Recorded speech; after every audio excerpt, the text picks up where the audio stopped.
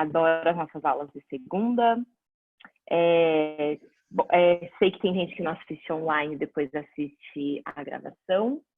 Na semana passada a gente trabalhou carícias, né? E semanas anteriores a gente trabalhou estado de ego. Hoje a gente vai trabalhar posição existencial e emoções, que é realmente o conteúdo posterior a esses conteúdos. Na semana que vem eu pedi para o Ricardo Frota dar aula para vocês de jogos psicológicos, que também é a continuação desse conteúdo de hoje e que também é o conteúdo que a gente trabalha muito no UP, né? Que a gente trabalha muito no psicologia e tudo mais. E aí ele vai entregar o conteúdo de jogos psicológicos na semana que vem. E aí na outra semana, aí sim eu vou entregar o conteúdo de script de vida. Eu tô vendo se o Gervásio pode vir entregar o de script de vida, senão eu mesma vou entregar para vocês o conteúdo, a palestra, e aí a gente finaliza a parte de análise transacional. Vocês viram que na semana passada, eu e o Medeiros, a gente também deu uma limpada no grupo, né, de WhatsApp, justamente porque a gente sabe que tinha gente ali que estava no grupo, mas que às vezes não estava participando nem nada. Paty, depois só me coloca como co-anfitriã para eu poder compartilhar minha tela dos slides, por favor. Então, a gente na semana passada deu uma limpada, né, porque tinha gente lá que realmente estava no grupo, mas que não estava participando das aulas, né, ou não estava nem entrando no grupo, porque eu sei que tem gente que não consegue assistir ao vivo, mas que assiste depois, porque a gente tem outros cursos rolando às vezes, né, na segunda noite, e não tem como ficar online. Mas a gente deu uma limpada, então acho que agora o grupo está bem formado, realmente com todo mundo que está ali coordenando as mentorias, que quer aprender realmente um pouco mais sobre a base do nosso conteúdo.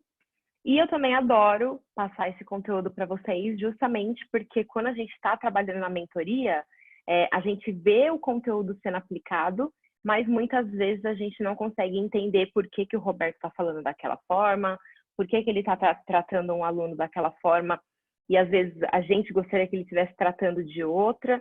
E aí, com esse embasamento, dá realmente para entender e conseguir analisar e ler muito melhor as pessoas, certo? Então, hoje o conteúdo de posição existencial e emoções, ele é muito usado, principalmente no UP, e também usado na psicologia da liderança, porque o Roberto ensina isso também, inclusive faz parte da metodologia e da aula que ele deu na última semana, né, do mais, menos, menos, e aí hoje eu vou aprofundar nesse conteúdo, certo? Vi que a Marília já deixou uma dúvida aqui. Eu vou, no final da aula, eu pego algumas dúvidas sobre carícias que ficaram da última aula. E aí, durante a aula, vocês também podem perguntar durante o conteúdo para a gente ir seguindo, tá? Então, vamos lá. Bom, posição existencial, né? O que é a posição existencial? Posição existencial é o conceito de si mesmo em relação às outras pessoas, adquirido na infância, mediante os quais o indivíduo percebe o mundo, e isso interfere na qualidade dos seus relacionamentos. Essa é a descrição exata do que é posição existencial, tá? Quando foi estudada principalmente por Eric Berne e por outros especialistas, essa é a descrição exata do que é posição existencial.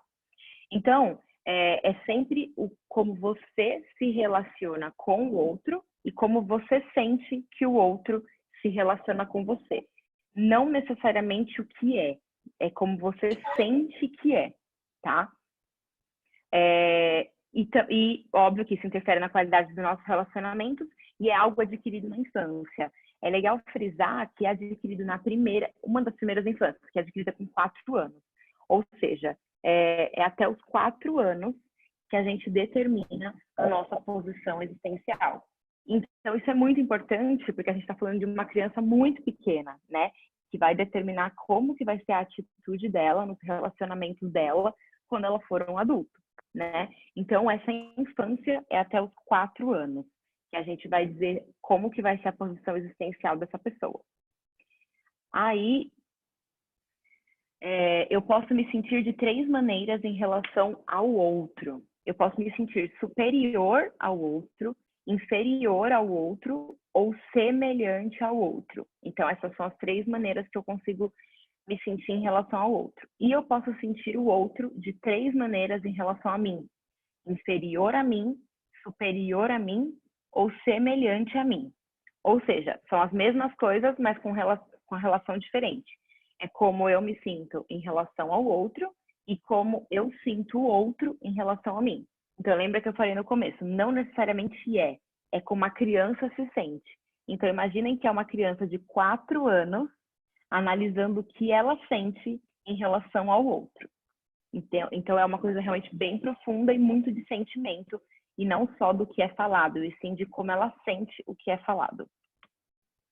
E a maneira que me sinto em relação ao outro e sinto o outro em relação a mim define a minha posição existencial.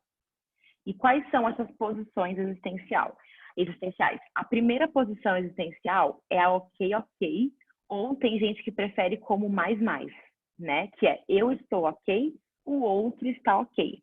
Então, nessa posição existencial, é uma coisa que é realmente ideal.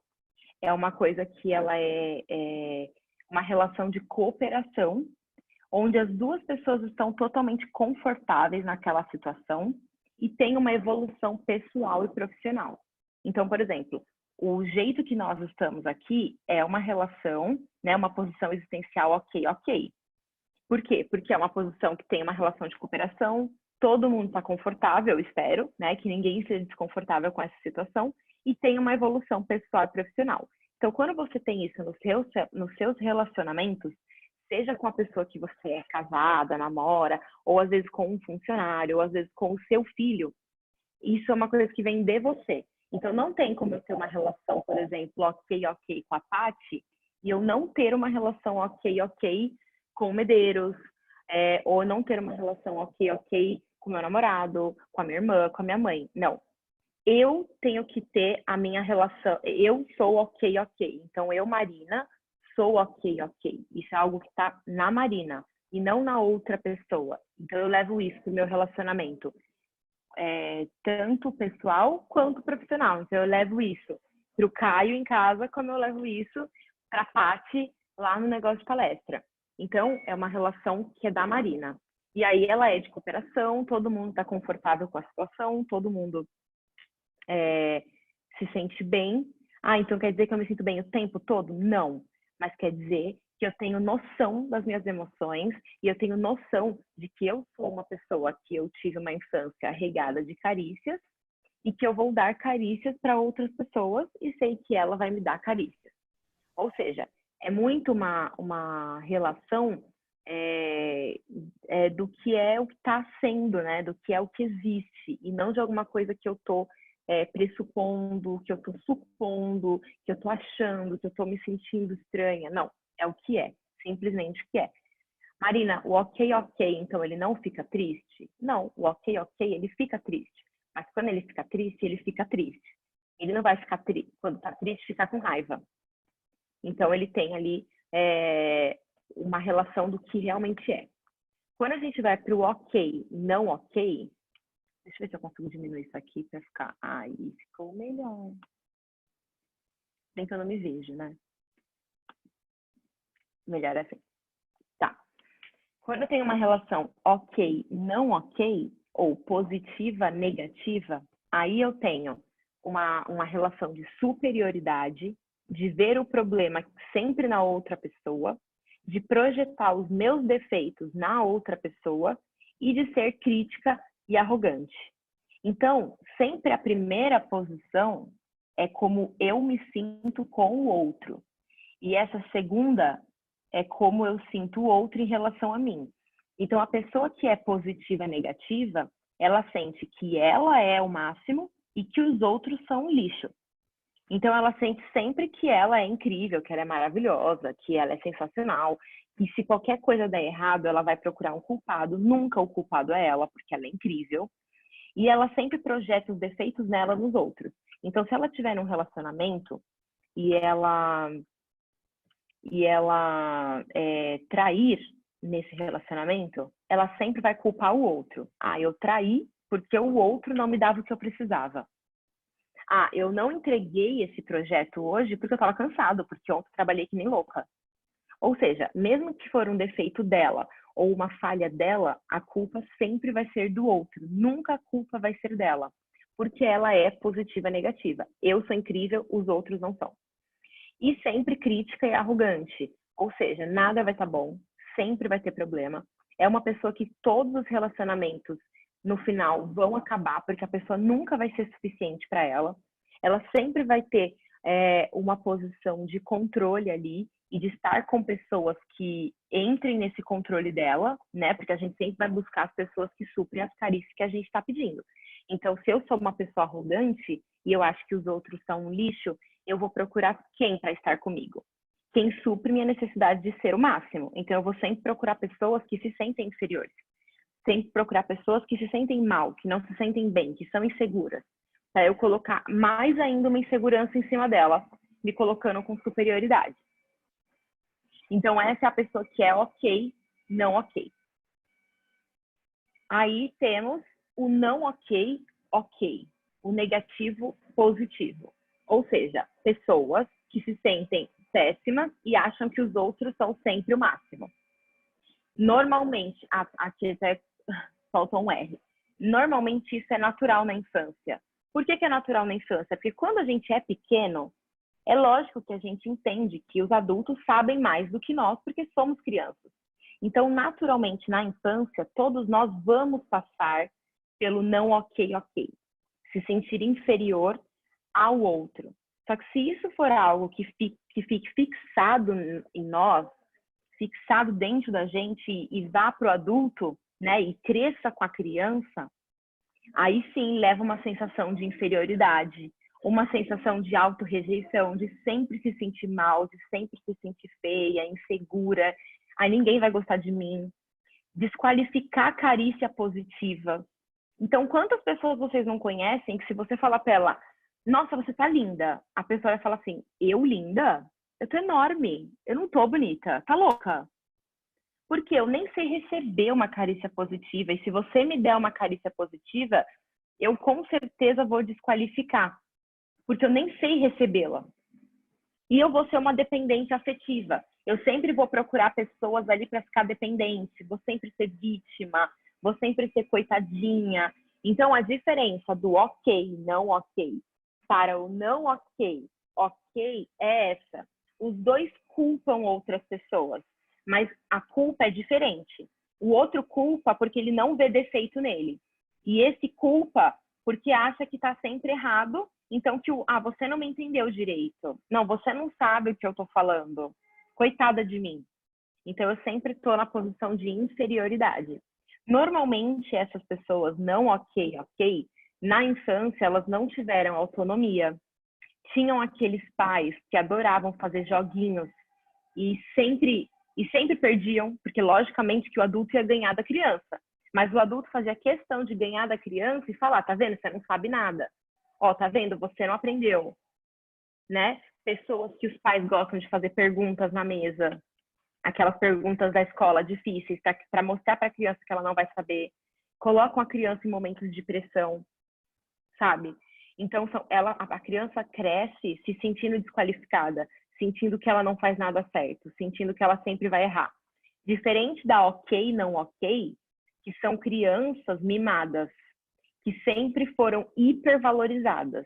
Então, mesmo quando a criança fazia uma coisa errada, ou o pai fingia que não viu que a criança fez uma coisa errada, ou ele, não, tudo bem, não, tá tudo bem que você fez isso, não tem problema.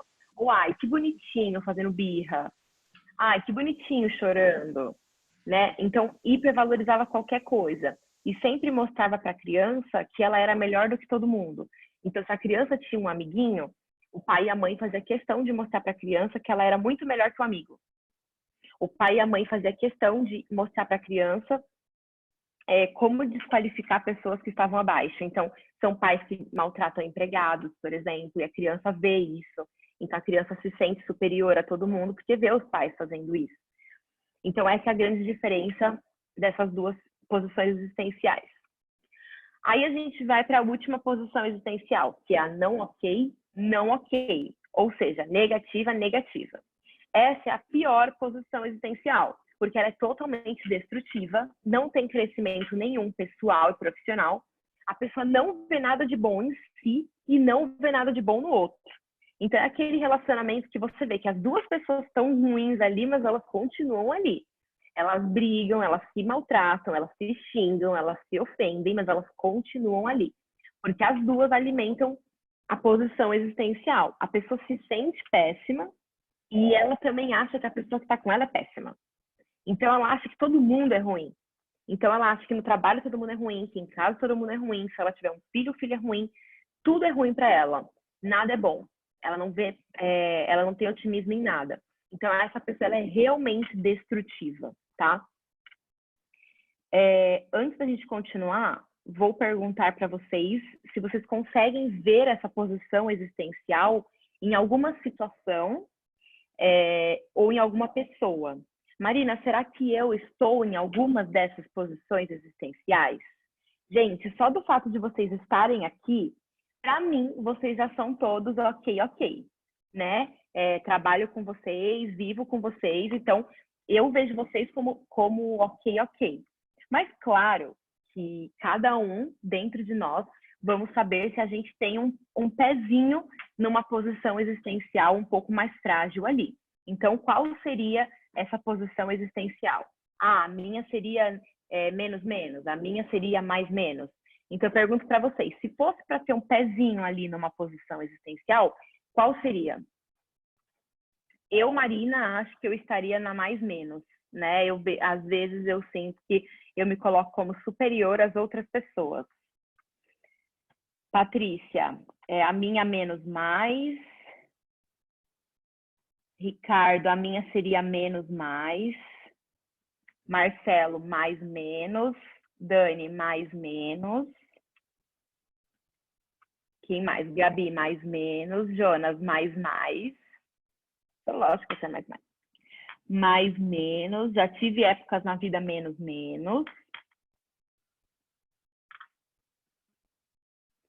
Marília, mais menos. É legal a gente ver onde a gente se encontraria. Por quê?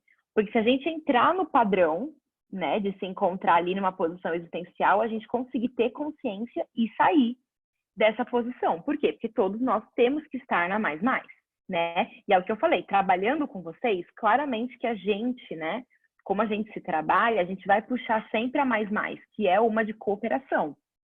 Mas nos momentos de pressão, nos momentos de tensão, qual é o que a gente vai? Medeiros, com a minha sensibilidade de elefante, não consegui perceber. Acho que é mais menos, às vezes menos mais. Medeiros, se eu puder falar para você, eu vejo você na menos mais.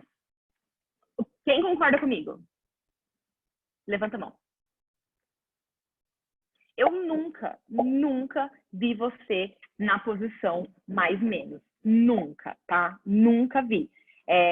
Claro que você trabalha aí, né, em Brasília, pode ser que as pessoas que trabalham com você diriam outra coisa, mas como a água do mar é salgada em todo lugar, eu nunca vi você na posição mais menos. Eu sempre vejo você na posição menos mais, que é o quê? Se eu falo para você, por exemplo, que alguém não tá legal e que eu queria cortar a pessoa, o que você responde para mim? Não, Má, a pessoa é boa. Eu que não devo ser bom para ter treinado a pessoa. Isso é legal? É legal, tem hora que tá certo, tem hora que tá certo. Mas tem vários outros momentos que a pessoa simplesmente não é legal, mas você se diminui para subir a pessoa. Então é muito mais o menos mais. O Jonas, nos momentos de pressão, vou para mais menos.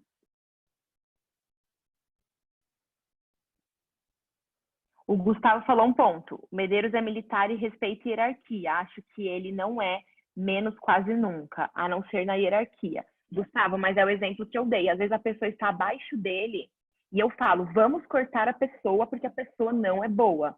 E ele fala, eu não devo ter sido bom. Entendeu? Eu acho que é uma posição de líder, a gente tem que analisar isso, mas muitas vezes, vocês todos trabalham com Medeiros, ele é incrível e a pessoa não soube aproveitar, então tem que ser cortada nele, né? Então, conhecendo a competência dele. Então, acho que esse deveria ser o seu trabalho. Quem trabalha comigo no Now sabe que nos momentos de pressão, eu sou o quê? Mais menos. Por quê? Eu acho que eu estou fazendo tudo certo e acho que todas as pessoas estão fazendo tudo completamente errado e quero brigar com todo mundo, né? Então, quer dizer que eu seja isso todos os dias? Não. Mas nos momentos de pressão, a posição que aparece para mim é essa, tá? Que é a hora que eu não consigo controlar, né? Que é a hora que aparece e eu não tenho um controle sobre aquilo. Mas tendo consciência, a gente consegue entender melhor. Normalmente, uma pessoa que é menos, né? Que dificilmente a menos trabalharia no Instituto Gente, né? Porque se ela ia se achar incompetente e achar que todo mundo é incompetente, ela não estaria numa equipe como a nossa.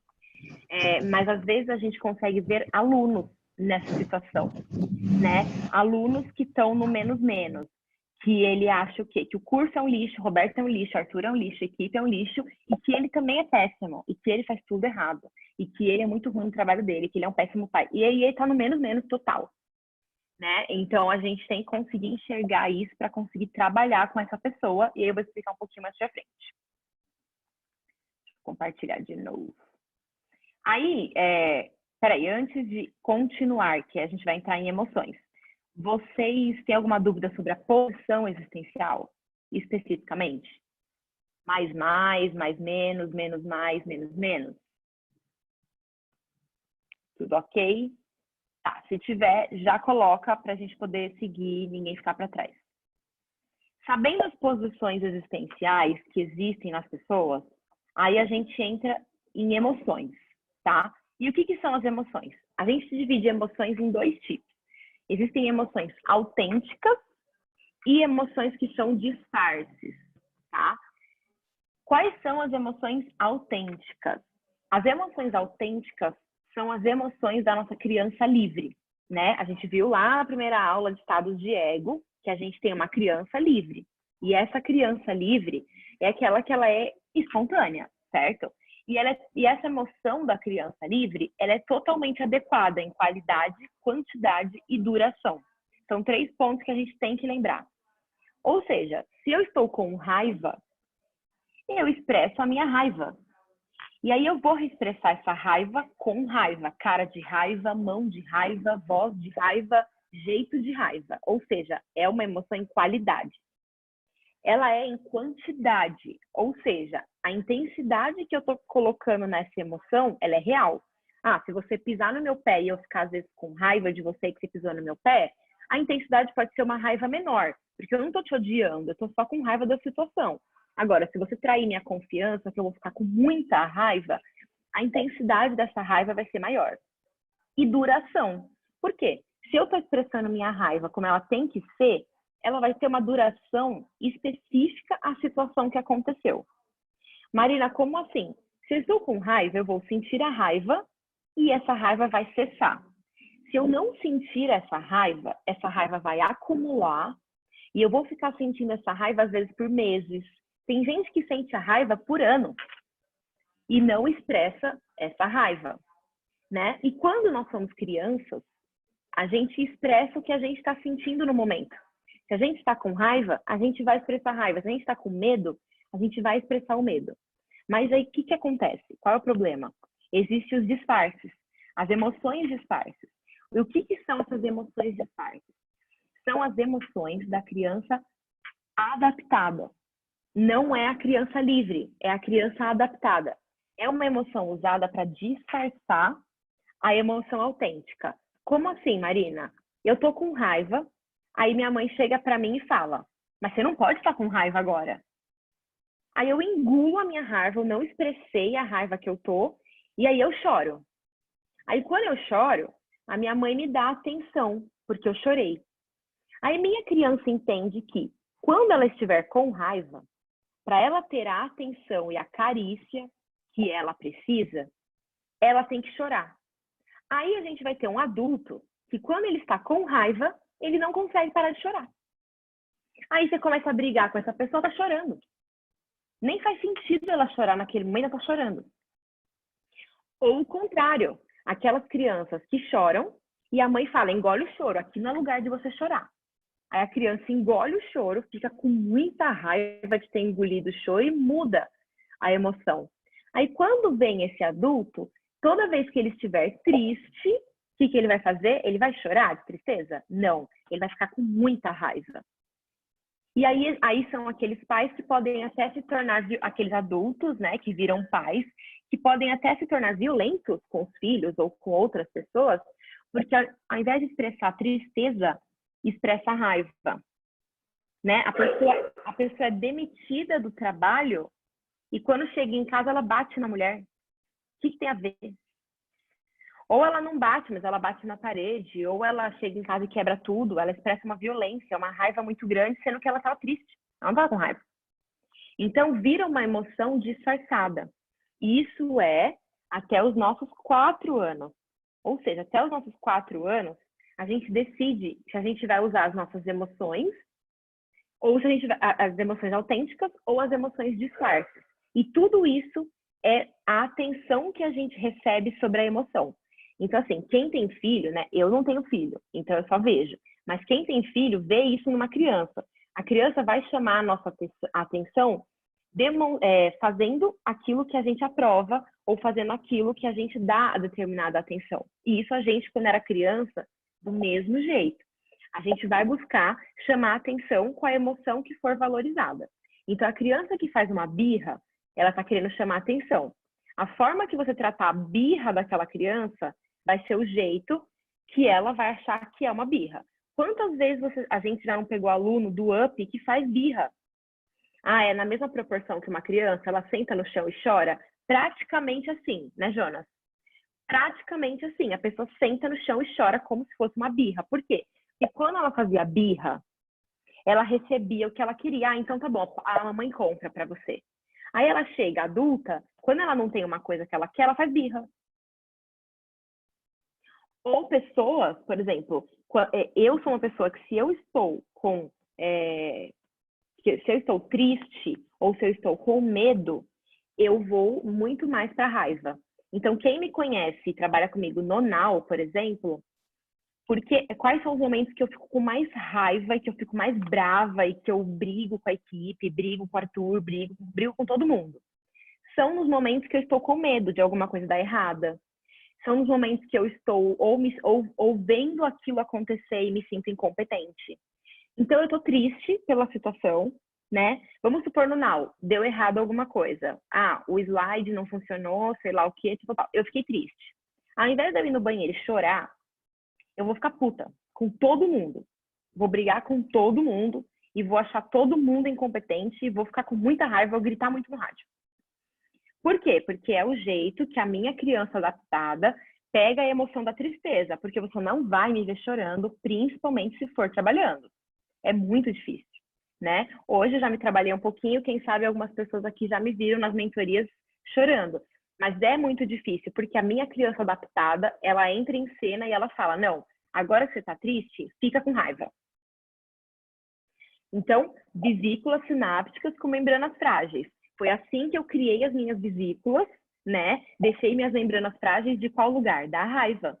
Porque foi onde a minha criança se adaptou, porque ela precisou na época. E todo mundo aqui tem uma. E quando a gente vê uma emoção disfarçada, normalmente ela é prolongada e ela é exagerada. Quem já assistiu Terapia do Roberto, vê que tem pessoas que ele olha e fala, chora, pode chorar. E tem pessoas que ele fala assim, chega de chorar. Aí você fala, nossa, mas por que ele não está deixando a pessoa chorar? Porque é uma pessoa que chora por tudo. Né? Quando eu comecei a trabalhar na mentoria, eu comecei a ver muitos casos, né, pesados e tal, eu comecei a chorar. E aí eu falei pro Roberto, eu falei, olha, eu não choro, nunca choro, e agora eu tô chorando muito. Aí ele falou assim para mim, não tem problema você chorar, tem problema se você não souber porque você tá chorando, e se você chorar, tipo, um período muito longo. Não tem que chorar por um período longo. Ficou triste, chorou, acabou. Passou. Se você chorar por um período muito longo, essa emoção não é verdadeira. Ela é uma emoção totalmente exagerada e prolongada. Ela não tem por que ser daquele jeito. Quer dizer que você não está exercendo ela da maneira que ela deveria ter sido. Então, ela não é uma emoção autêntica. Porque a autêntica, ela é tem qualidade, quantidade e duração. Não tem como você ficar com raiva da pessoa 1 ano, 1 mês. Não tem. Isso não é uma emoção autêntica, tá? É uma emoção disfarçada. E essas emoções disfarçadas, elas acontecem por proibição, que é aquela coisa. Não, filho meu não chora. Você é homem. Homem não chora. Aí você vai criar um adulto que vai ter um relacionamento lá na frente, não vai expressar emoção, não vai chorar, vai ser rígido, não vai conseguir demonstrar nada porque acha que homem não chora. Por imitação, então eu vejo os meus pais fazendo determinada coisa e eu imito. Então, na minha casa é valorizada a raiva. Eu cresci num ambiente violento. Então, eu vou crescer achando que violência é uma emoção. Se eu estiver triste, violência. Se eu estiver feliz, violência. Se eu estiver com medo, violência. Porque era uma emoção valorizada, então eu imito. Ou por indiferença, então a criança que pede uma atenção, né, que são as aulas de carícias, a criança que pede uma atenção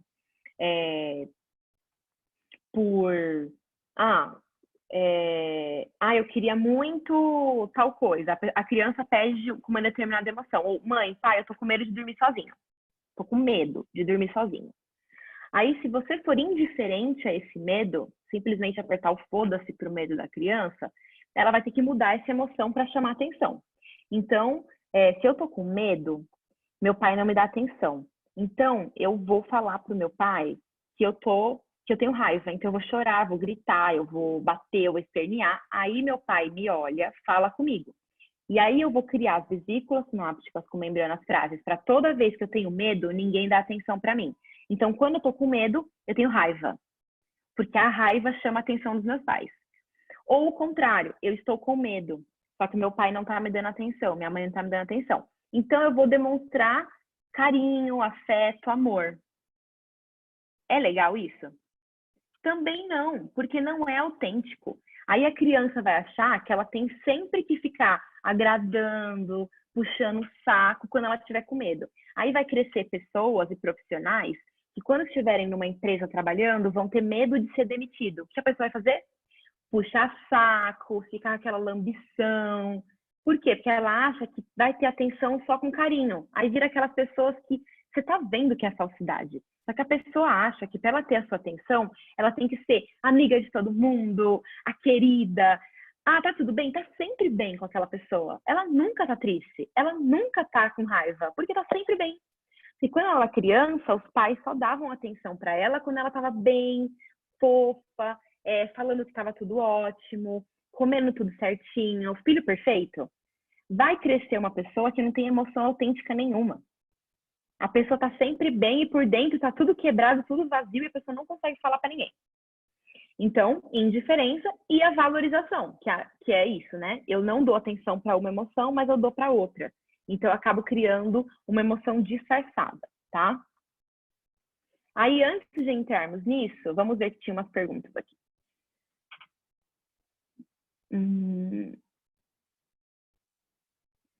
Às vezes fico puto depois do torneio e chego em casa e soco o travesseiro. Depois fico tranquilo. É isso, Marcelo, porque você expressou a raiva, entendeu? Você ficou com raiva de ter perdido. Então você expressou.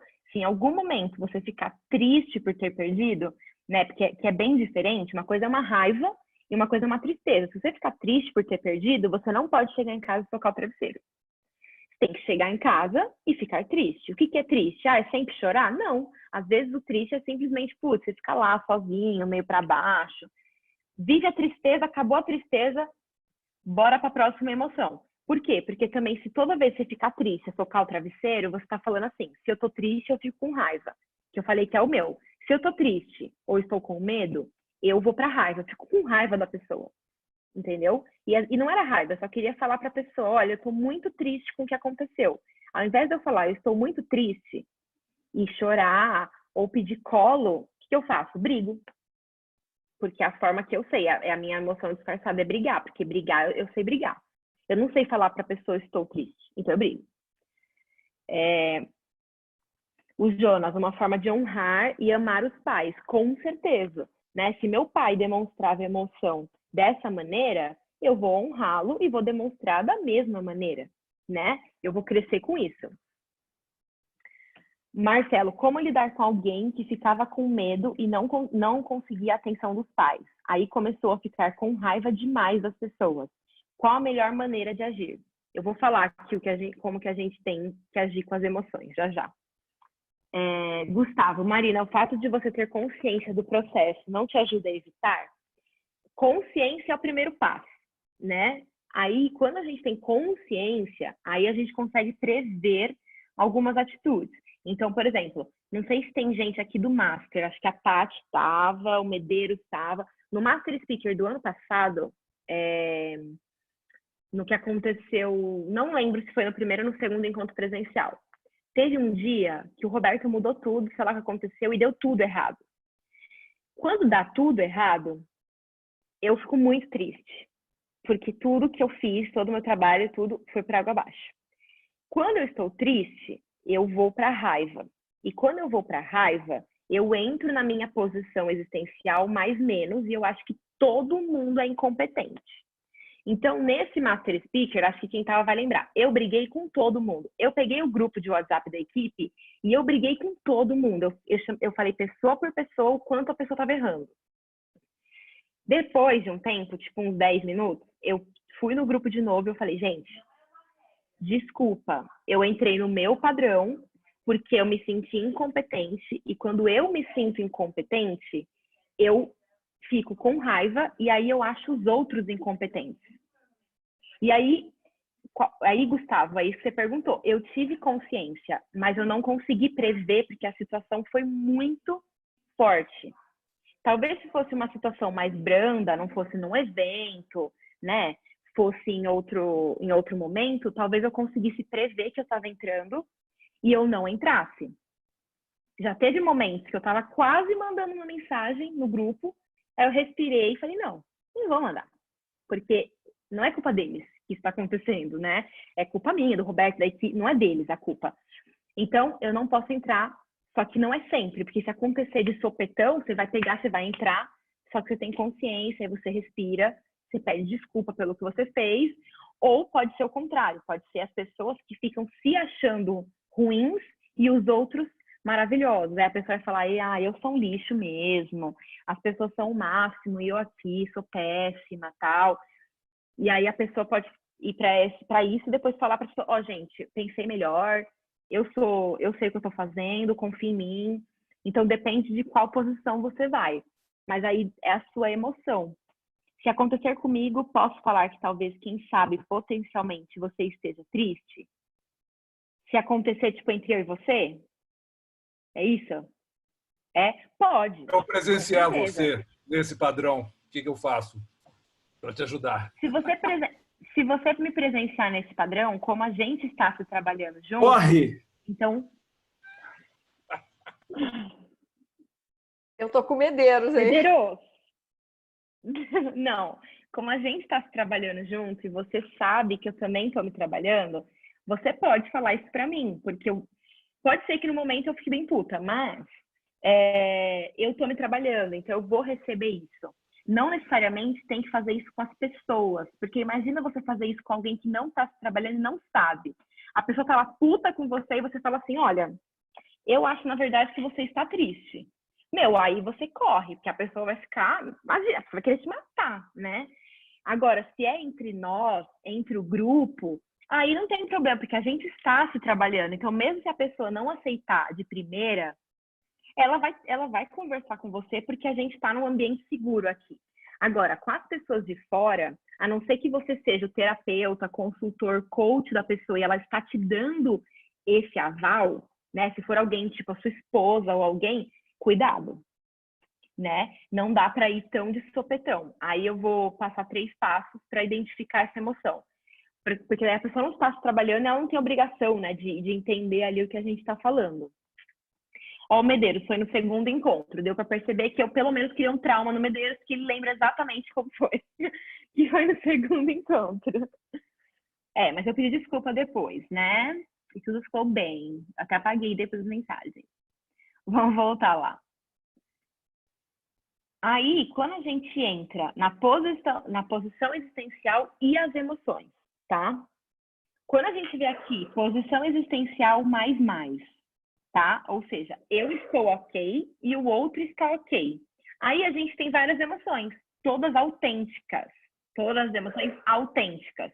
Alegria, amor, medo, raiva, tristeza. Ou seja, se eu tô triste, eu tô triste. Se eu tô com raiva, eu tô com raiva. Medo, medo, amor, amor, alegria, alegria. Vocês devem conhecer alguém que quando tá com vontade de demonstrar amor, não demonstra amor. Às vezes a pessoa demonstra medo, às vezes a pessoa demonstra raiva. A pessoa te distrata porque ela te ama. Existe isso, né? E para a pessoa aquilo é amor.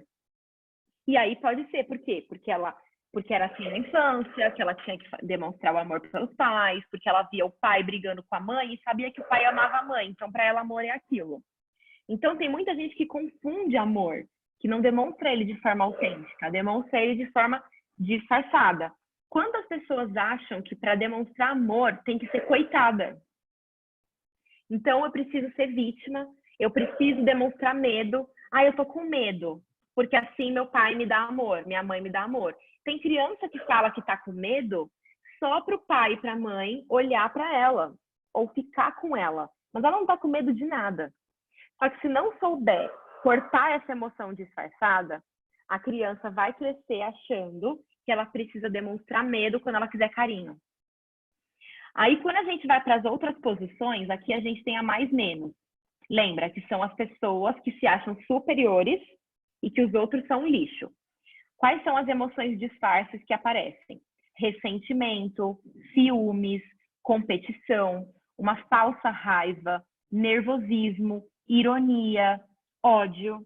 Dentro dessas emoções dá para ver várias coisas. Então, por exemplo, o ressentimento vem muito da raiva. A pessoa não expressou a raiva, guardou a raiva, então ela vira uma pessoa ressentida. Ao invés dela ter expressado a raiva, ela guardou e aí fica ressentida. Ciúmes. As pessoas confundem ciúmes com amor. Quanto mais eu tenho ciúmes, mais eu te amo. Não.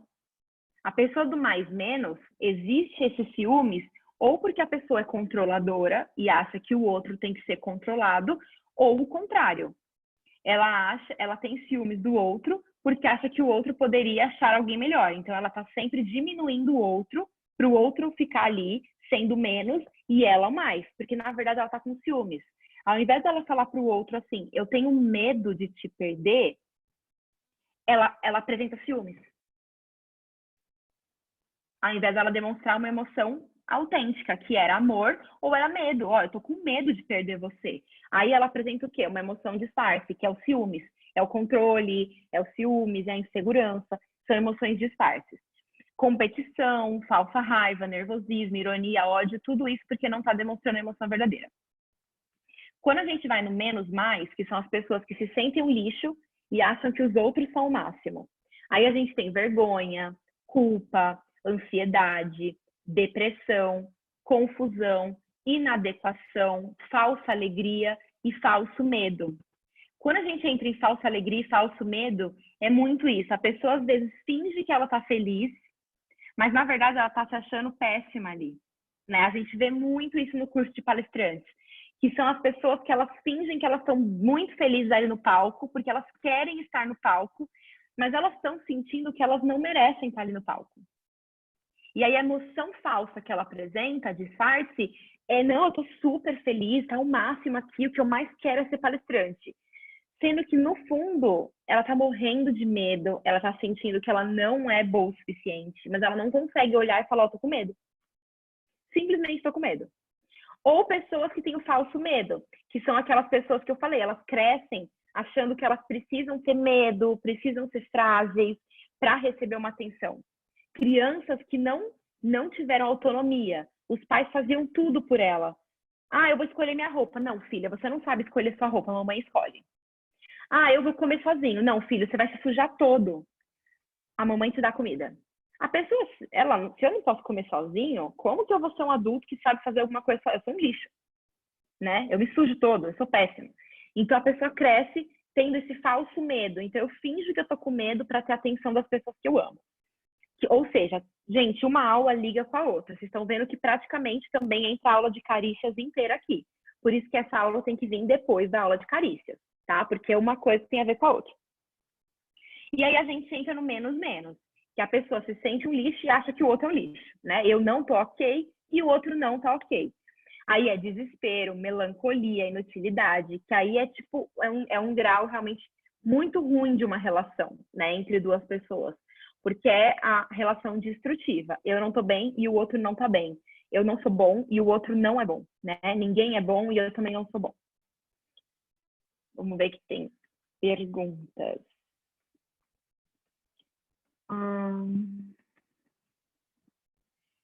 A Dani vai ter que sair, que vai começar daqui a pouco a aula lá. O Gustavo também. A Marília, as aulas se completam mesmo. Uma aula liga com a outra, por isso que essa vem depois de carícias, tá? Eu tô vendo que tem gente da equipe aqui. Depois, os coordenadores podem passar para eles as aulas do estados de ego e a de carícias, porque daí eles conseguem também assistir as duas primeiras para depois assistir essa, tá, gente? Então, vamos lá. Como a gente identifica essas emoções para saber se as emoções são autênticas ou se essas emoções são disfarces, né? A primeira coisa é a empatia. Não tem como a gente fugir da empatia, né? Quando a gente está com alguém e se coloca no lugar do outro, a gente precisa ter essa sensação, ter o sentimento de saber como que a pessoa sentiria. Então, se eu conheço alguém que a mãe morreu, eu preciso ter empatia de me colocar no lugar daquela pessoa. Como que aquela pessoa pode estar se sentindo se fosse eu que tivesse perdido a minha mãe? Então, eu preciso ter empatia. É o primeiro ponto. Se eu não tenho empatia, como que eu vou saber se a pessoa está demonstrando uma emoção autêntica ou disfarce? Se eu não souber como a pessoa pode estar se sentindo, não tenho como. Então, eu preciso ter empatia. É o primeiro ponto. Segundo ponto é a intensidade daquela emoção. Então, quando a gente vê, às vezes, no UP, na hora da dinâmica da raiva, a pessoa chorando desesperadamente, assim, sabe? Aquele choro de tristeza profunda, a gente sabe que ela não tá com raiva. Por quê? Porque na raiva pode vir o choro. Vai vir o choro na hora que está com muita raiva. Só que ele é um choro de raiva. Um choro que a pessoa senta, ela tem cara de tristeza e ela mergulha naquela tristeza, é uma intensidade de choro muito grande para aquela emoção. Não combina com a emoção. Então, eu sei que aquela emoção é um disfarce. A pessoa cresceu que quando ela estava com raiva, ela tinha que chorar porque a raiva não era permitida na casa dela. Ou ela cresceu num ambiente tão violento, que hoje, para ela não se permite entrar na raiva porque ela lembra o que era a raiva na casa dela. Raiva era violência. Então, hoje, quando eu estou sentindo raiva, eu vou disfarçar com qualquer outra emoção para eu não mergulhar na emoção certa, na emoção autêntica. Entendeu? Então, tem vários níveis ali de disfarce. Não necessariamente eu sempre imito. Pode ser que eu repudio uma determinada emoção porque eu vivi ela na infância e hoje eu não quero viver de novo. Então, empatia, intensidade e duração. Não tem como eu ter raiva, gente, 1 ano. Isso é um ressentimento, isso é porque eu não senti raiva. É igual se o Marcelo virar agora e falar assim, então, no campeonato de 2005, e aí ele começar a ficar com muita raiva. Isso é ressentimento, ele ainda não liberou a raiva daquele dia em 2005. Então, ele está ressentido com aquilo. Aquela emoção é um disfarce. Então, esses 3 pontos, eles ajudam a gente a identificar se a emoção ela é autêntica ou se ela é um disfarce. Isso é muito bom quando a gente lida com os nossos alunos. Porque, às vezes, o nosso aluno vai estar demonstrando uma emoção ali que ela não é real. E aí, cabe a nós entrar e quebrar essa emoção disfarce. Como que a gente quebra essa emoção disfarce? Dando a carícia que aquele aluno precisa. Então, às vezes, no UP, a gente vê que a pessoa ela tá lá demonstrando muita raiva, ela odeia todo mundo, ela odeia a gente, ela odeia tudo, tá reclamando de tudo. Às vezes, ela só tá com medo do processo. E aí, a carícia que ela precisa é um colo. É a gente olhar para ela e falar assim, olha, eu vou te ajudar. Eu sei que não é fácil mergulhar, mas eu vou estar aqui para você. Você vai quebrar a emoção disfarce dela da raiva. Por isso que você tem que saber as carícias que a pessoa precisa. Por quê? Porque a emoção está totalmente ligada com as carícias. Eu vou buscar a emoção para buscar as carícias que eu preciso. Uma coisa é linkada na outra. Então, você sabendo carícias, você vê as emoções, você vai ter empatia, intensidade e duração. Aí você viu, você identificou que é uma emoção de disfarce. Como eu vou quebrar a emoção de disfarce? Dando a carícia que a pessoa precisa. Então, vamos supor que o Gustavo viu que eu tô puta, ele saiu aqui, mas depois ele vê. Ele viu que eu tô puta no Now, eu tô brava, tal, tal. Às vezes, a única coisa que eu preciso é de alguém do meu lado para eu falar, gente, tá dando tudo errado, tô com muito medo de dar tudo errado. Porque tá tudo nas minhas costas. Pronto, a carícia que eu precisava era colo, mas eu não sei pedir colo. Quando eu quero pedir colo, eu fico puta da vida. Então, se a pessoa consegue ver, ter empatia por mim, ou seja, ela tá vendo a situação que eu tô, que tá lá, que tá dando errado alguma coisa, que estão brigando comigo também, não, ela vai ter empatia. Ela vai ver a intensidade. Peraí, tá dando tudo errado e ela tá muito, muito brava. Não combina. A intensidade ali não combina. E a duração. Peraí, ela tá o dia inteiro brava por uma coisa que aconteceu lá em cima, um slide errado lá no começo, às 9 da manhã, ela ainda tá brava às 10 da noite? Não combina. Então, você identificou que é uma emoção de disfarce. Então, eu não devia estar brava. Aí, você vai lá e vai me dar a carícia que eu preciso. Por quê? Você vai fazer uma leitura de mim nas carícias. Então, você está vendo que a Marina é uma pessoa que não sabe pedir colo e não sabe falar que está com medo. Você leu. Você identificou a emoção de disfarce. Aí você vai falar para mim, Má, eu te ajudo, o que você precisa? O Medeiros é uma das poucas pessoas que consegue identificar em mim essa minha emoção de disfarce. Toda vez que eu tô muito, muito puta da vida, ele chega do meu lado e ele fala para mim, Má, o que você precisa? E a maioria das vezes, tipo 99% das vezes, eu falo para ele, nada. Tipo, nada, porque não tem o que você fazer, eu preciso fazer. Só que ele fica lá comigo. Aí pronto, aí passa um tempo, eu desabafo com ele, aí eu chamo as pessoas no grupo, peço desculpa. Ele não falou nada, não é que ele virou para mim e falou assim, Marina, pede desculpa no grupo.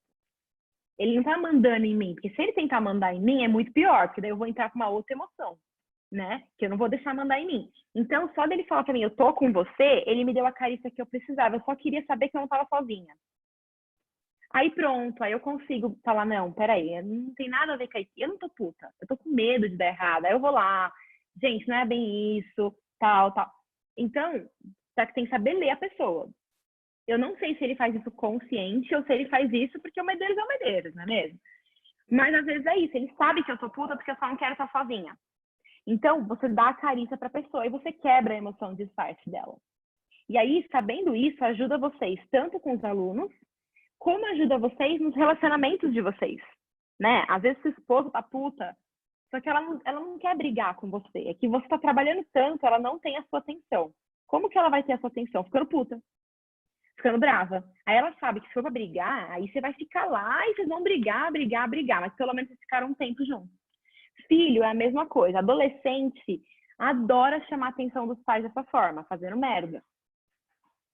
Por quê? Melhor meu pai brigar comigo do que meu pai não olhar para mim. Então, carícia é totalmente ligado com as emoções. Carol, Má, você pode disponibilizar algum material por escrito? Gente, acho que eu vou arrumar, eu vou passar para vocês os resumos das aulas que eu tenho mesmo, que é a própria aula que eu faço. Aí eu mando para vocês em resumo. Alquimizar as emoções, fazer uma coisa sair de um estado para outro. É exatamente isso. Adoro as palavras que o Ricardo são maravilhosas. Porque é exatamente, você vai fazer a pessoa sair de um estado para ir para outro. Que é o que eu falei, o Medeiros consegue fazer isso comigo. A Patrícia, um beijo é melhor que um tapa, mas um tapa é melhor que nada. É exatamente. Então a gente vai buscar a emoção ali que traz alguma atenção pra gente.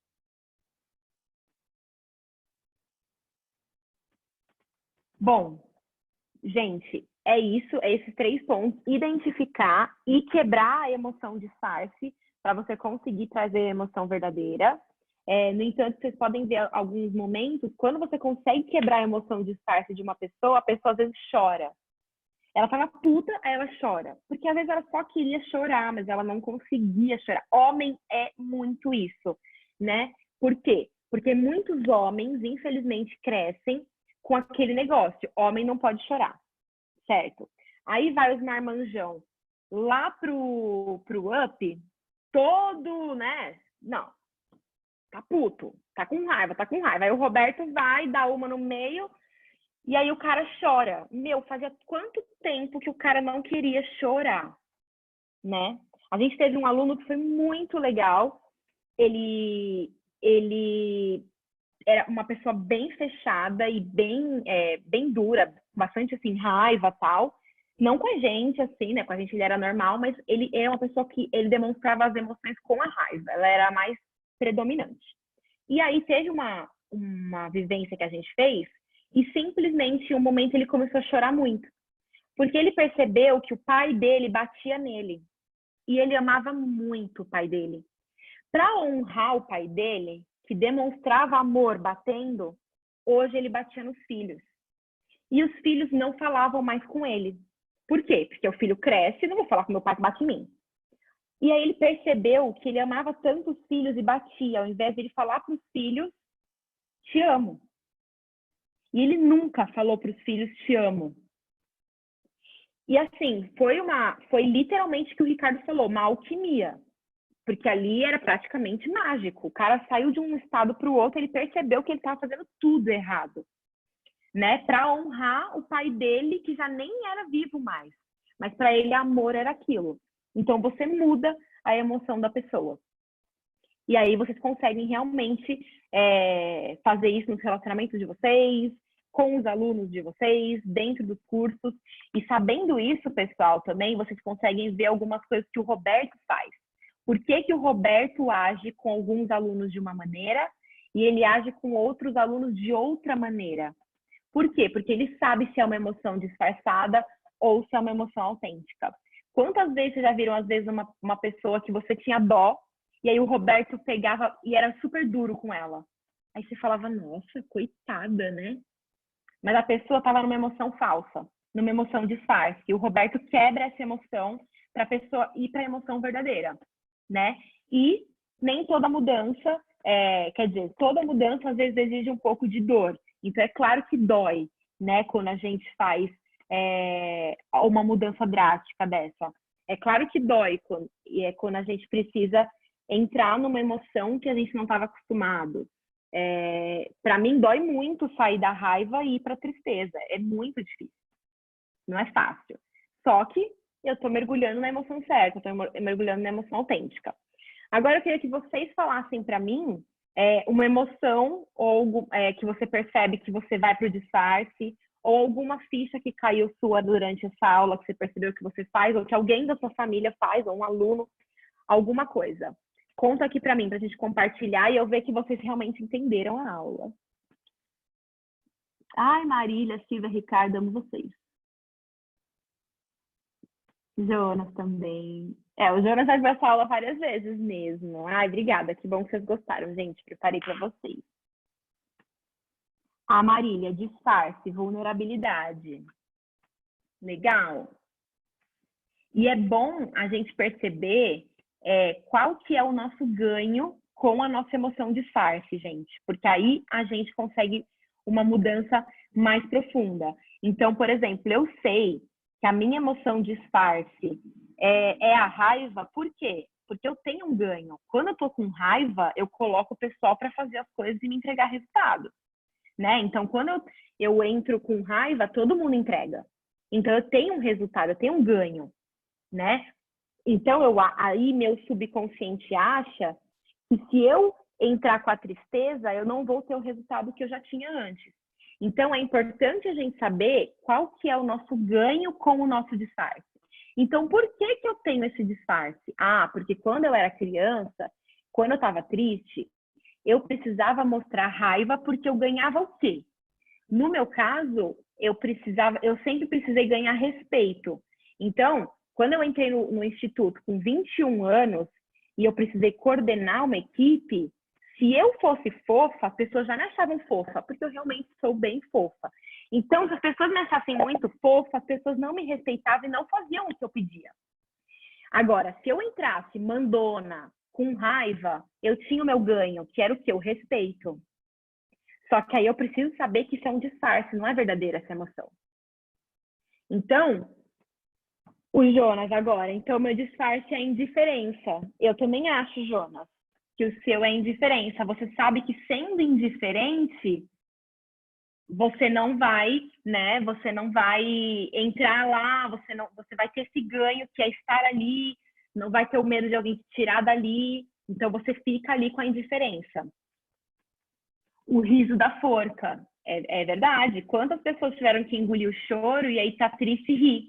A pessoa te conta assim, meu, você não vai acreditar, bati meu carro hoje. Aí, ó, que risada é essa? Não tem nada a ver risada. Bateu o carro, porra. Tem que falar, caralho, bati meu carro, que merda. Tô com raiva, bati meu carro. Agora não, vou te contar assim, ai, gente, bati meu carro hoje. Não combina a emoção, entendeu? Fala, Paty. Não, olha só, muito engraçado o Jonas falar que o disfarce dele é a indiferença, porque assim, eu tenho a tendência de achar em determinados momentos que as pessoas não gostam de mim. Aí, agora, depois de tantas aulas como essa, né, eu até faço às vezes reality check com a Silvia, com a Gabi, e aí eu fico fazendo meus diálogos, deixa de ser idiota, deixa de ser ridícula e tal, não sei o quê. E, cara, olha só, com esse meu perfil de achar que a pessoa não gosta de mim e o Jonas com o perfil da indiferença, eu tinha certeza que ele não gostava de mim, entendeu? Eu acho que eu cheguei a falar pra ele uma vez, pô, Jonas, acho que você não gosta de mim. Sim, porque uma coisa vai alimentar a outra. Ou essas aulas, Marina, porque aí a gente já esclarece tudo. Tá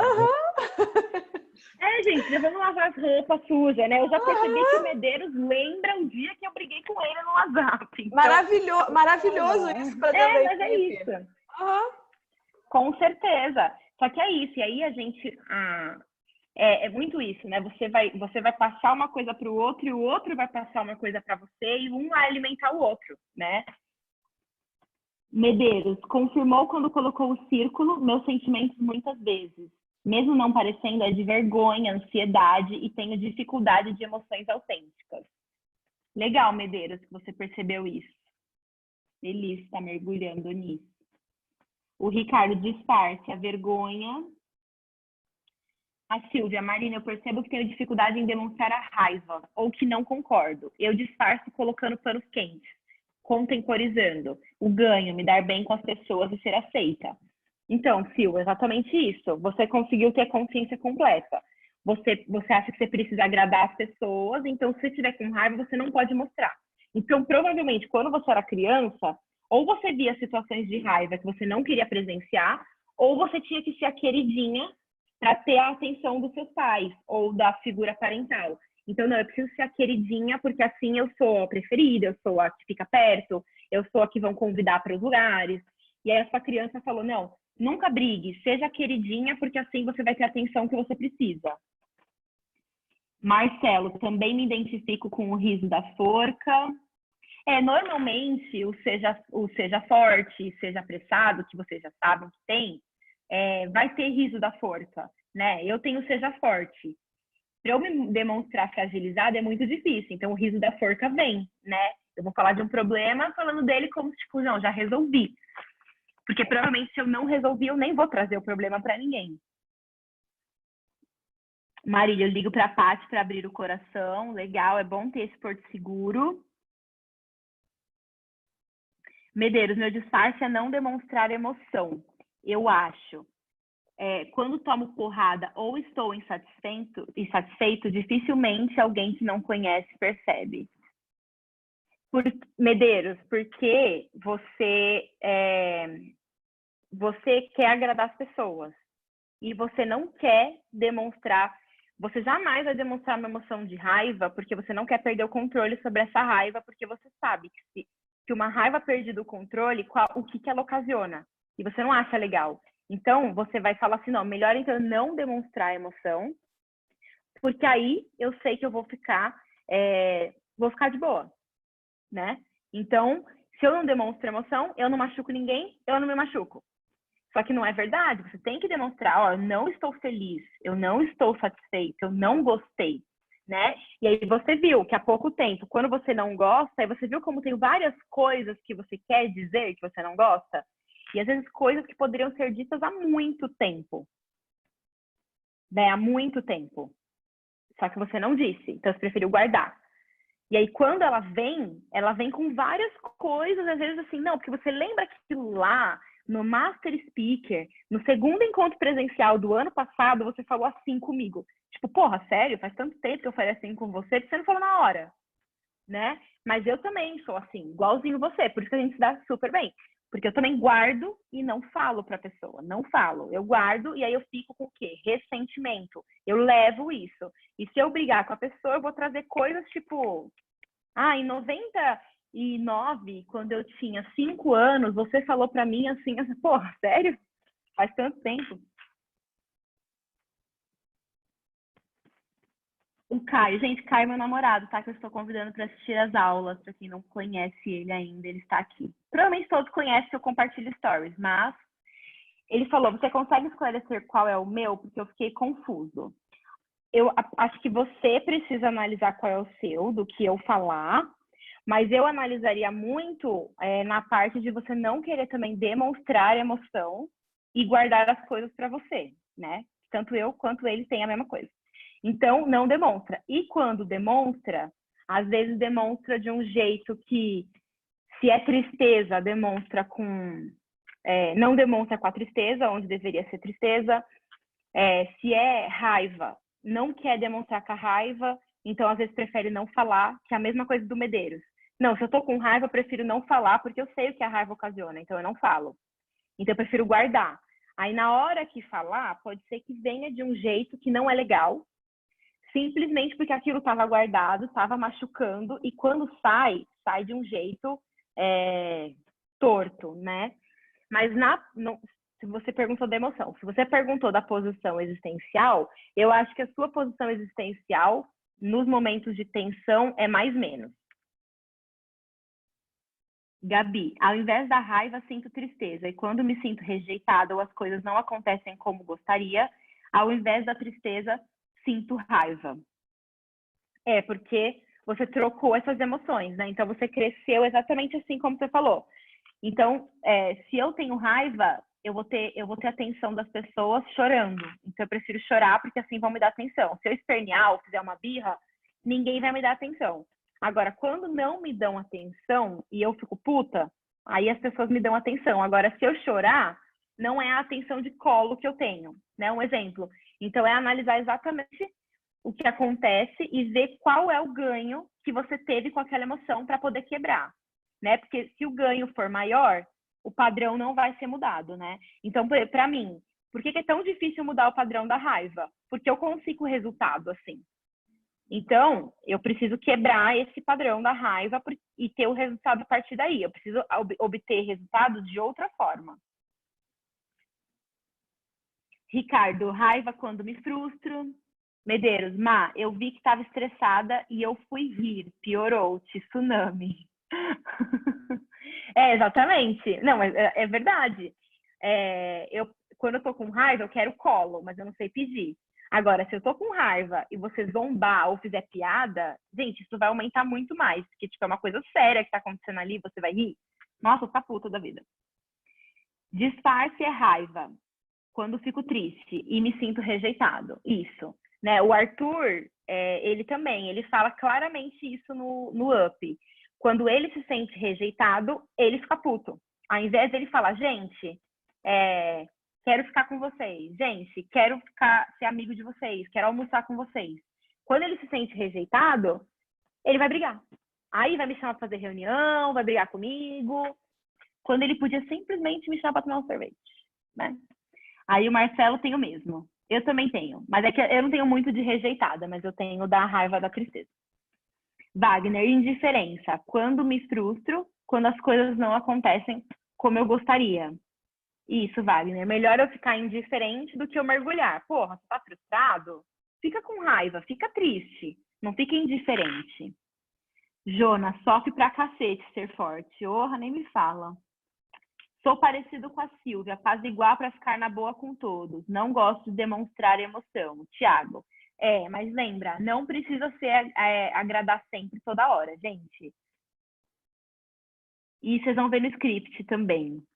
Marília, às vezes fico preocupada da Paty ficar de má vontade comigo, mas não sei nem porque adoro falar a real, ela na energia da emoção. Mas acho que esse ligou só umas 3 vezes no máximo. Então, eu tô amando que a gente tá falando todas as verdades aqui, viu? Marília, liga mais pra Paty, então, viu? Porque tenho certeza, vou falar por ela já, porque eu vou falar por ela. Ela adora ser essa pessoa, mãezona, ela gosta muito. E eu sei que isso é uma carícia positiva para ela. A Paty gosta de ajudar a pessoa, para ela é muito bom ela saber que ela é procurada para ouvir tudo, então ela vai estar te ajudando e você vai estar dando carícias positivas para ela, que ela gosta de ser essa pessoa.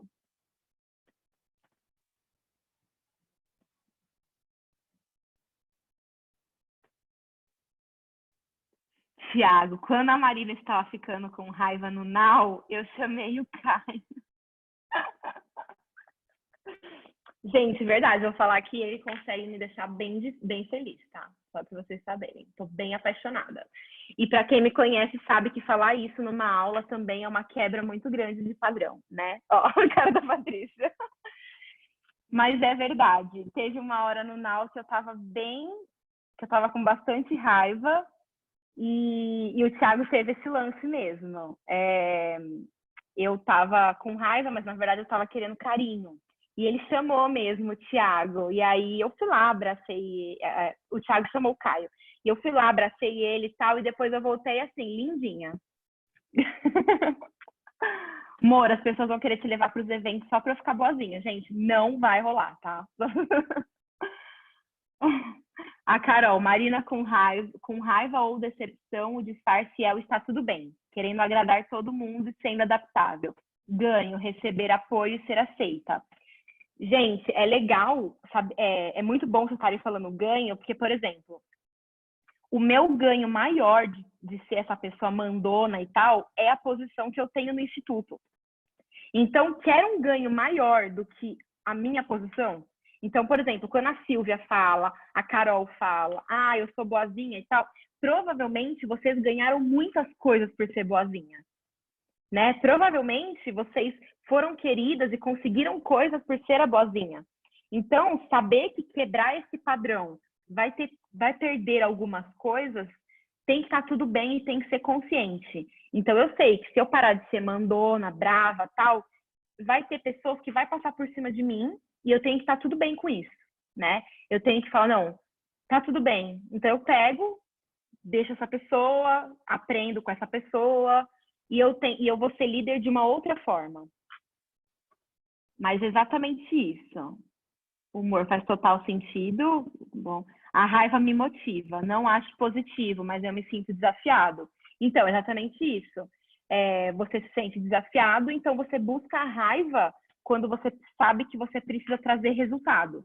Então, por exemplo, se você precisa trazer resultado para sua empresa, você sabe que se alguém te desafiar ou falar mal de você, você sabe que você vai conseguir produzir muito mais só para provar para a pessoa que ela está errada. E não tem problema a raiva ser motivadora, gente. Não tem. Só que ela tem que ser autêntica. Então, por exemplo, se alguém falar para você que você não consegue, que você é um lixo, um bosta, não, e você ficar com raiva, concorda que você vai ficar com raiva se alguém te xingar, certo? E você pegar essa raiva para você dar uma palestra incrível, para você arrumar a sua empresa, para você ser foda, ela é uma emoção autêntica. O que não pode é a emoção ser disfarçada. Então, alguém falou isso para mim e eu ficar com muita raiva, ir debaixo da coberta e ficar chorando uma semana com tristeza, mas na verdade era raiva, aí é ruim, porque é uma emoção disfarçada. Então, não tem problema a raiva motivar, não tem problema a tristeza motivar, só que se ela for vivida com autenticidade.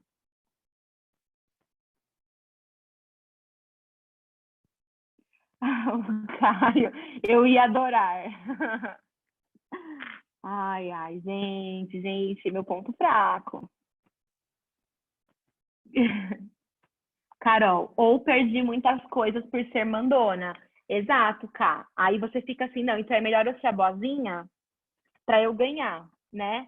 Então, é muito importante saber a diferença entre o que é a emoção autêntica e a emoção disfarçada. Viva a emoção autêntica e utilize ela para fazer as determinadas coisas que você precisa fazer. As disfarçadas, não. Então, por exemplo, no exemplo que o Caio falou, a raiva me motiva. Então, por exemplo, se ele sabe que o ganho dele é que ele se sente desafiado, provavelmente, numa relação entre profissionais ou pessoais, ele sabe que desafio faz bem. Então, às vezes, ele vai desafiar numa situação que não precisa, ou seja, vai criar uma situação disfarçada para gerar uma raiva, para acontecer um desafio, porque sabe que para ele isso é positivo, isso é gostoso, isso é legal. Então, é uma emoção disfarçada, não é bacana fazer isso. Nem com ele, nem com as pessoas. E às vezes a gente também faz isso. Então, eu quero a atenção de alguém, aí eu vou criar uma situação de ser coitada, de ser vítima, para conseguir um amor, um carinho, um afeto. Da mesma forma que eu peço colo na raiva, tem gente que pede colo na doença. Então, é aquela pessoa que sempre está doente, nada está bem, porque ela sabe que assim ela vai ser cuidada, ela vai ter atenção. E aí a pessoa vai ficar procurando essa carícia, né? Vai ficar procurando isso.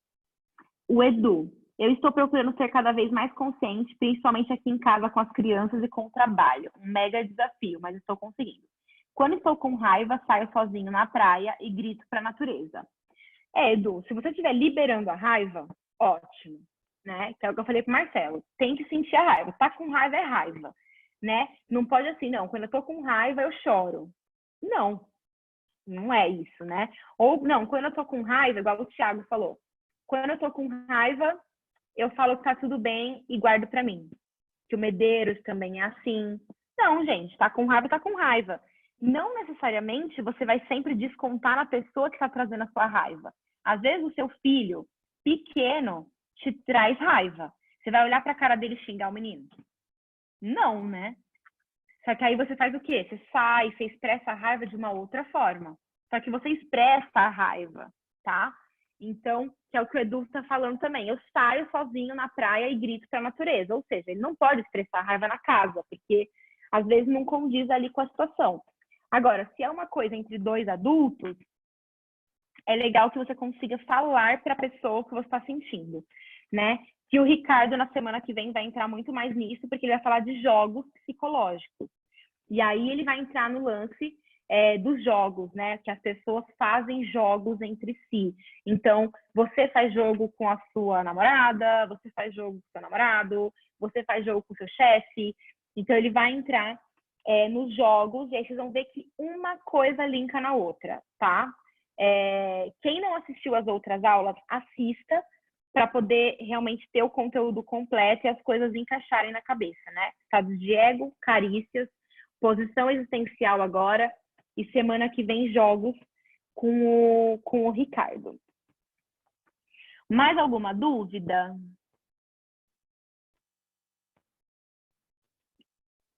Ricardo, vou passar o link do diamante. Não, Ricardo.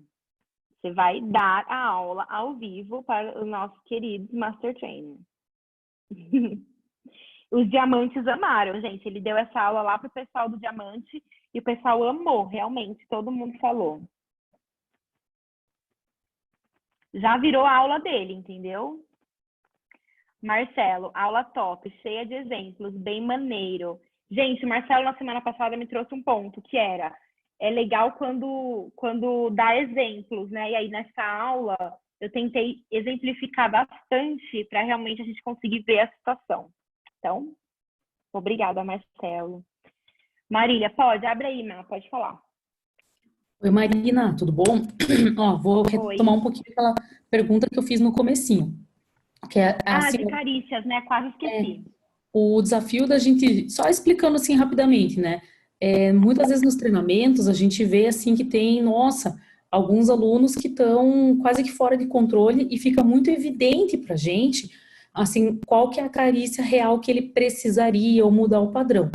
Mas muitas vezes eu via, estou falando assim na qualidade de aluna, a equipe tipo, fazendo um paranauê ali e assim, talvez até assim, me perdoe aqui, trocando uma carícia super de plástico. Mas eu acredito que aquilo foi importante e necessário naquele momento. Então, como que compatibiliza isso entre a que a pessoa precisa e a que ela quer nesses momentos? O Roberto faz muito isso, né? E às vezes ele chama isso de paradoxal, que é quando a pessoa tá pedindo uma carícia para você e você sabe que ela precisa de outra. O que você faz? Você dá a carícia que ela precisa, que ela tá pedindo, e aí ela aceita receber a que ela precisa. Então, vamos supor, você tá aqui reclamando do curso. Não, tá uma merda essas aulas que você tá fazendo, nananana, e você tá pedindo, com certeza você tá pedindo uma atenção minha.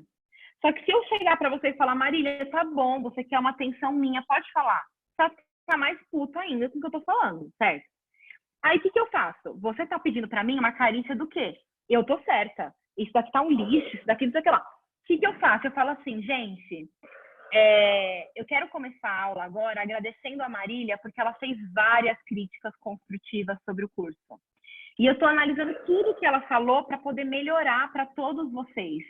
Então, tem muita coisa que ela disse. Nossa, Marília, obrigada por ter falado, por ter mandado aquele áudio enorme para mim no WhatsApp. Eu estou ouvindo, falei para a equipe, vamos melhorar em bastante coisa, tal, não. Ou seja, eu te dei a carícia que você estava pedindo, que era da atenção, desse curso tá um lixo, tal, e ao mesmo tempo a que você precisa, que era simplesmente um carinho meu.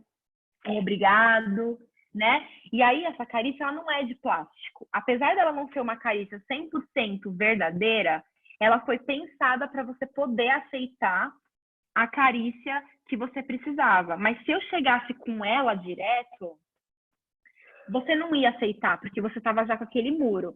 Então, o Roberto faz muito isso. Muito aluno que reclama de curso, ele quer atenção. Só que se você só der atenção, não é o suficiente. Então, agora você fala assim, meu, obrigada. Nossa, que bom que você falou. O Roberto, às vezes, faz isso. Se a pessoa é muito arrogante, o Roberto fala assim, gente, eu quero uma salva de palmas para Marília. Aí, tipo, ele faz todo mundo aplaudir ela no curso. Aí a pessoa tá assim, tipo, meu, tudo que eu queria era isso, né? Todo mundo me aplaudindo porque eu fiz uma reclamação. Aí ele pega e dá a que ela precisa. Tem esse formato. Se a pessoa, mesmo assim, não aceitar, aí, às vezes, ele tem um outro formato que é, Patrícia, eu queria falar que as pessoas que criticam é muito legal, porque aí a pessoa está falando a opinião dela, a pessoa fala, não. Eu estou falando para a Patrícia. E aí, Marília, você me escuta.